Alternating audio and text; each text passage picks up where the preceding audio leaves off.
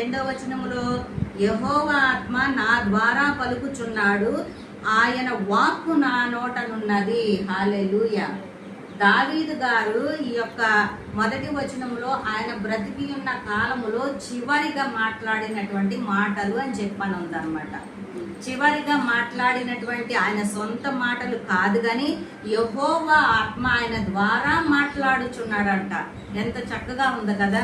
దేవుడు ఆయన ఎవరు దావీదు గారిని ఆత్మ చేత అభిషేకించాడు కాబట్టి ఆ యొక్క ఆత్మ చేత ఆయన పలుకుచున్నాడు, ఆయన వాక్కు నా నోటనున్నది. ఆయన సొంతంగా ఏమీ మాట్లాడతల్లా, పరిశుద్ధాత్మ ద్వారా మరి యేసు ప్రభు గురించి యెషయా మరి మాట్లాడింది. యెషయా గారు ఒక్కడే కాదు కానీ యెషయా గారి కంటే ముందుగానే దావీదు గారు పరిశుద్ధాత్మ ద్వారా ముందుగానే ప్రవచించాడు. ఏమని?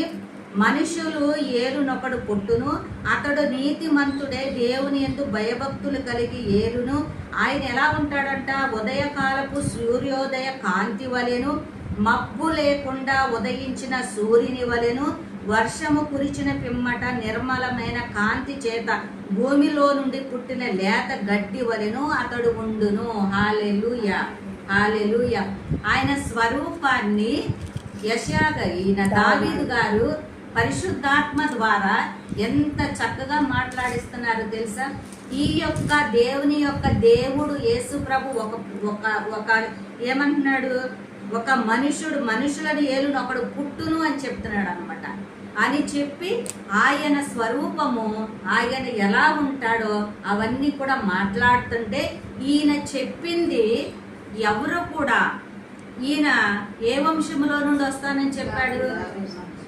దావీదు వంశంలో నుండి వస్తానని చెప్పినప్పుడు, దావీదు గారు చెప్పినప్పుడు ఇశ్రాయేలీలకు మొదటి రాజు ఎవరు?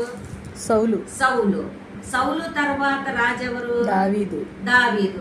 సౌలు ఇశ్రాయేలుకి మొదటి రాజు అయినప్పటికీ కూడా దేవుడు సింహాసనాన్ని స్థిరపరిచి దేవుడు వాగ్దానం ఇచ్చింది ఎవరికి? దావీదు గారికే.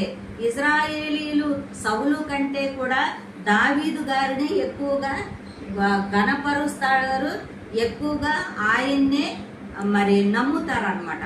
అలాంటి పరిస్థితుల్లో ఈయన ఆల్రెడీ ఒక మనుషులను ఒకడు పుడతాడు, ఆయన స్వరూపం ఇలా ఉంటుంది అని చెప్పినప్పుడు వాళ్ళు ఇశ్రాయేలీయులు వినలేదు. కాబట్టి మరి ఒక చోట యెషయా గారు మేము తెలియజేసిన సమాచారము ఎవడు నమ్మేను? హల్లెలూయా. మేము తెలియజేసిన సమాచారము ఎవడు నమ్మేను?